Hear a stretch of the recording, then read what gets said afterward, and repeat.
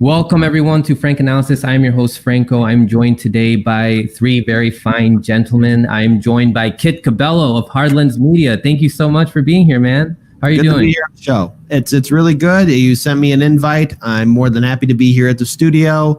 And let's just keep speaking truth to power. And more importantly, again, huge congratulations to you, Franco, for now getting past 2,000 subscribers on your YouTube channel. Keep on doing it. Keep on pushing forward.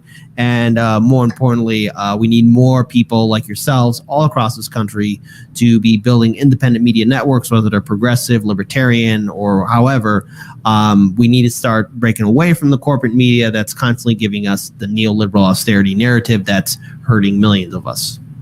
Yeah, and we also must do all that we can. What is the motto in Hardlands Media? That's just something I say to sign off, but let us all do what we can to build a better future. Exactly. Nice. And we're also joined by Hear Me Out Podcast. Welcome, Brooks, and welcome, Dull Excitement. How are you guys doing today? Fantastic, man. Thank you for having us. Yeah, I'm doing good. You know, I don't usually do these things, but I just can't say no to you, man. Yeah, well, I know that you like talking about these specific topics that we're going to talk about today, though. Dull Excitement is a childhood friend of mine I've known for more than 10 years now. And we talk a lot about politics, and we're both in the DC area. We go to some of these protests, and he gives me some info on like some people that are there or how certain groups of people behave. So I'm really glad I have you here for this episode, Dull. So let's start with John Sullivan. So there is an article published on The Gray Zone by Max Blumenthal. It's called Chaos Agent, Right-Wing Blames U.S. Capitol Riot on Notorious Instigator Banished by Black Lives Matter. So it starts off by saying John Sullivan was at the front of the Trumpist mob in the Capitol, egging it on as he recorded the rampage. The far right is pointing to him as proof of Antifa's role in the riot, but leftist activists call him a dangerous provocateur and have banished him. So the first paragraph here: the most dramatic footage to emerge from the far right storming the U.S. Capitol on January 6th depicted the lethal shooting of Ashley Babbitt, a pro-Trump activist and military veteran, by a Capitol police officer. The man responsible for capturing that video was John Sullivan, a self-styled activist who had operated under aliases Activist X, Activist John, and Jaden X since his interview with CNN's Anderson Cooper, who described him as a left-wing activist. Sullivan has become Exhibit A in the right-wing's conspiratorial case, claiming Antifa was responsible for the violence in the Capitol. However, guys, in the article, it goes on to explain how BLM has disowned this guy, like, because he would instigate a lot of dangerous behavior during protests. And I think, Dole, you can explain a little bit more about that, since you've known about this guy longer than anyone here. So you want to tell us what you know?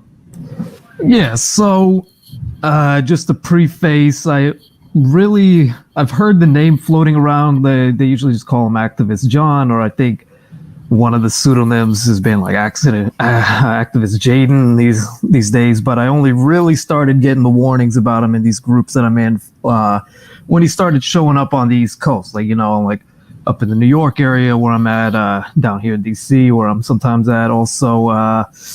And so, you know, there's a lot of warnings about him, especially coming from the people out on, you know, the Pacific Northwest. Like, apparently this guy's out of Utah.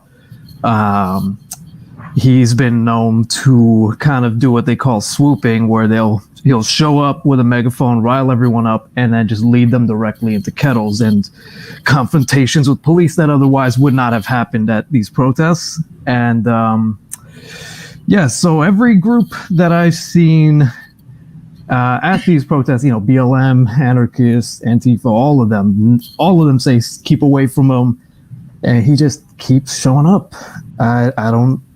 I guess the grift is good because, you know, he has the money to keep jumping around to all these cities. You know, he's been spotted in Seattle, Portland, DC, New York, like, and he pops up with a lot of different handles. You know, he's got Activist John, Activist X, Anarchy Block, Black Bloc X, fascist fighter, and the name of his little store is Insurgents USA, and that's where like the main grift comes from. Most of us suspect, because he has a whole store selling block apparel. Like nobody does that, and we all kind of suspect he doesn't really care much for actual movement. He just kind of wants to stir shit up, and I can go more into that, but I'll let you take it for now. Yeah, what does that sound like to you, Kit? What does John Sullivan sound like to you? Well, first, let's get something really clear. Like when it comes down to these protests and activist groups, especially, let's say, for example, the George Floyd protests. We saw on social media how there were people who wanted to instigate. There were also undercover cops who were also trying to instigate further violence and have things happen. But the thing is, this individual seems to be doing it out of pure joy or a sadistic, weird pleasure. Because again, what we saw in Washington, D.C., a woman got shot in the neck. And look, you could be against Trump supporters as much as you want. I don't want to see anyone get hurt or killed. Okay, that's the thing. No one. This should not have happened. But yet you have this person there who's doing this to not only people who are organizing Black Lives Matter protests, but also what we saw happen in the Capitol just, again, a few days ago. I am not fully aware of this person. Again, I'm not a full-on activist. The only activist work that I've done was with Wolfpack, Illinois. But sadly, there are other individuals like him out there. And I think future organizers, community activists, community organizers, activists as a whole, need to be very clear about how they're going to be running protests, and they need to be careful of people like this, because it seems to me that he's rather happy to stir things up, and then once people are, I guess, riled up and doing what he wants them to do, he sneaks off in the background, and then he's no longer there. He just did what he wanted to do. He's seeing the world burn or seeing something happen. And sadly, people do get hurt or worse when somebody like that is around, because I guess our better nature, our more primal nature, get the better of us. And we need to keep an eye out. And I know that a lot of people are very upset and angry with these uncertain times, but we can't let our better natures get the better of ourselves. And we also have to keep an eye out for people like this who want to see violence happen. And this, I guess that's the gist of I'm getting from this person, unless there's something else that you guys want to add into it, because I'm not too familiar with what this person has done, but from what you're telling me, what the article from the Gray Zone is also showing, because you got Max Blumenthal writing about it. This seems to be this person's MO, and I'm really concerned, because that could cause other people to try and copycat what he's doing as well. Yeah. Exactly. I went to DC a couple times in the summer for the BLM protests, and I was joined by Dull Excitement here and Brooks Warren. Brooks, what does this sound like to you?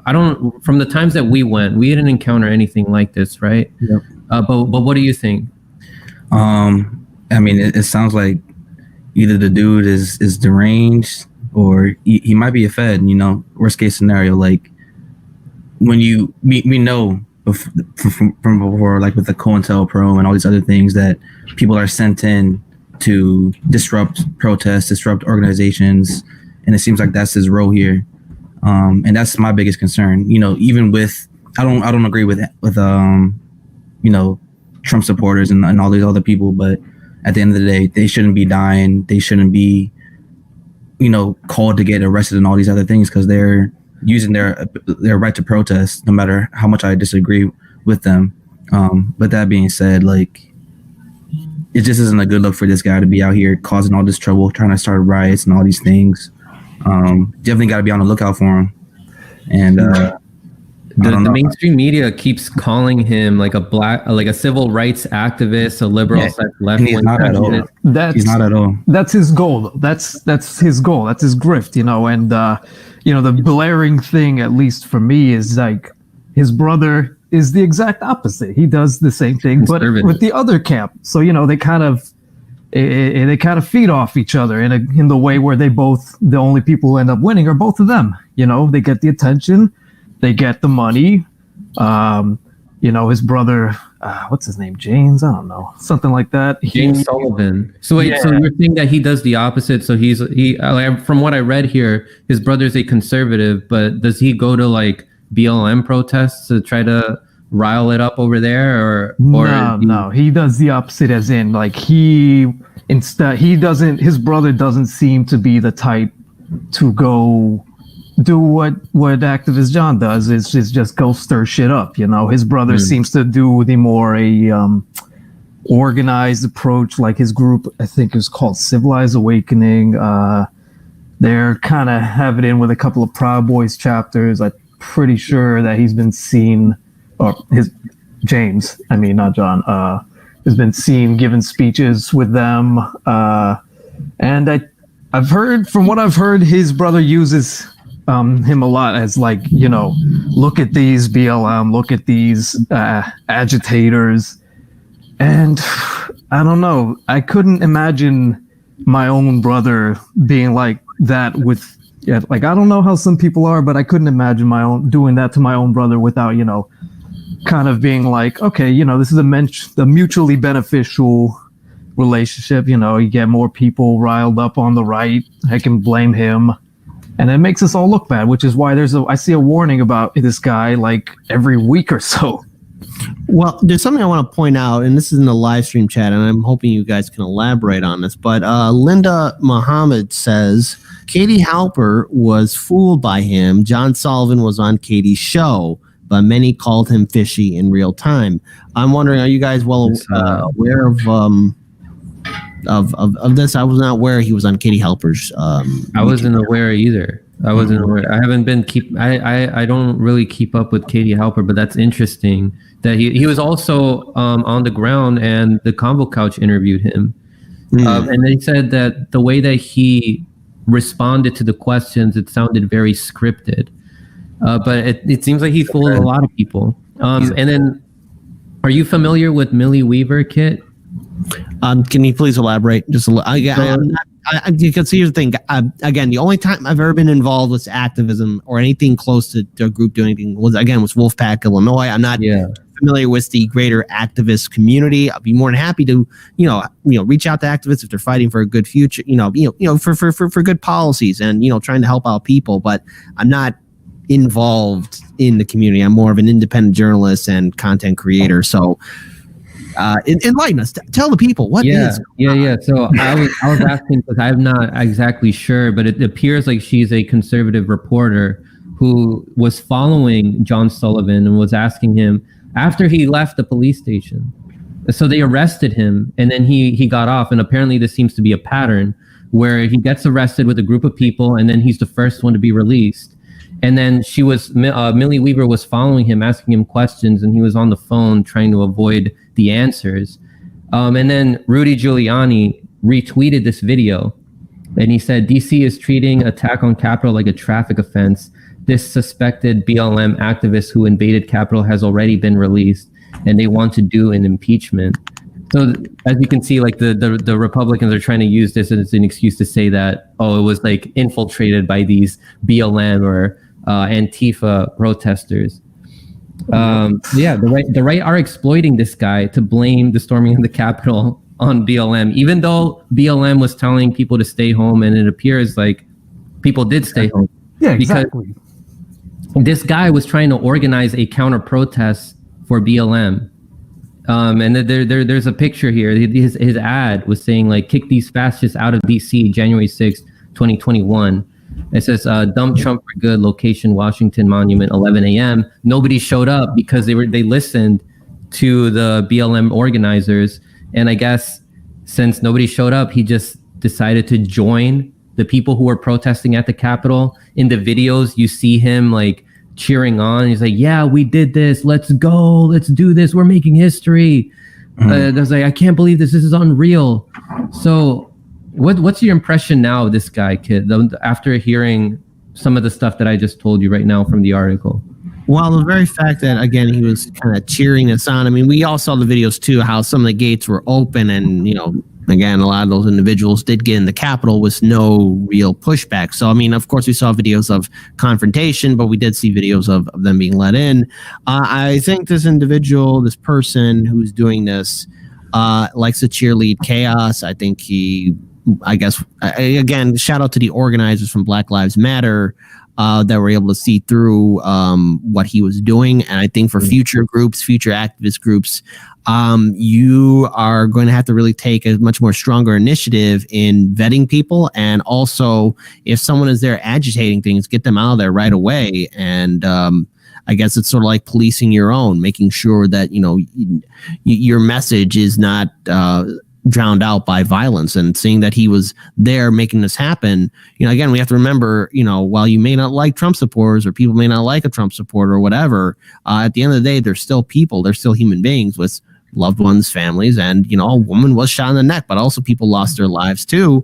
And of course, what happened at the Capitol was downright stupid, but he was there antagonizing people, and I guess we're lucky, which is again a controversial statement to make, that things didn't get worse, but he seems to feed off this. And going forward, if you're an activist, if you're an organizer, beware, because someone's going to want to copycat that, and you're just going to have your team and your organizers be more aware and be more involved. We just can't have a hands-off approach, because in this day and age, corporate media takes sound bites, takes clips, and then electrifies them and shares them on social media. And then once the corporate media makes its narrative about whatever your group is doing, they're going to run with it, and it could damage any kind of progressive group, independent group, and dare I say it, even conservative or libertarian groups too. Yeah, and I think it was a good call on BLM to call for no counter protest, because the last thing that we need is more infighting among working class people. Mm-hmm. I mean, that's what the elite want. Like, they want us to be distracted with all these issues and to be fighting amongst ourselves, as we don't focus on them while they're doing all the evil shit. They're not giving us a proper livable stimulus, and they're instigating all these regime change wars across the country with our taxpayer dollars. So Brooks and Dole, you guys want to add on to anything?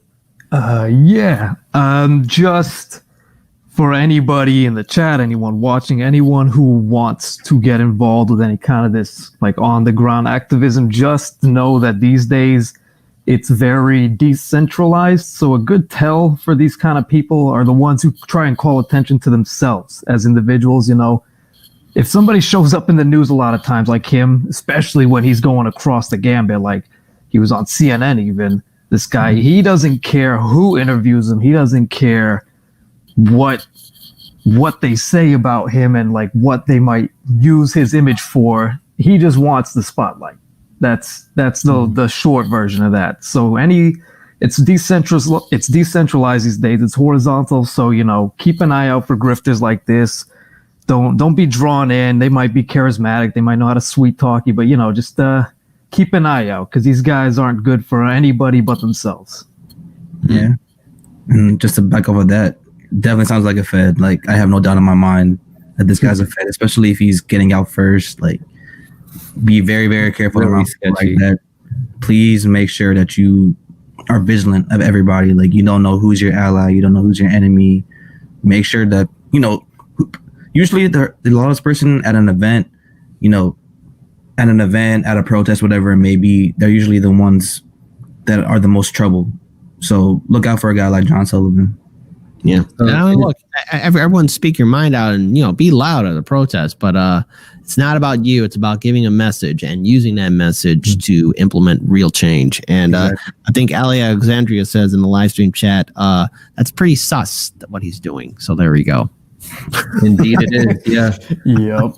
Any no protester has a link to his own store for Black Bloc gear. Like, come on, that's yeah. I didn't know he was doing all that. Wow. Yeah. He has his own I started website with that. That's his whole grift, is that he's trying to sell Black Bloc gear, including knives and stuff like that. And I don't know. This guy, like you said, he's an agent of chaos.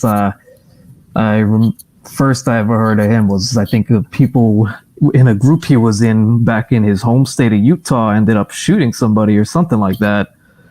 Somebody ended up shot. I don't remember what the details were. I'm kind of fuzzy, but I remember Max Blumenthal kind of talked about it in the article as well. Yeah, and he's not very like he doesn't feel bad really when other people get shot. Like in the video of him seeing Ashley Babbitt get shot, he was just like, she's dead, and then he's just like moved on. Just had way too much energy, right? Something like that.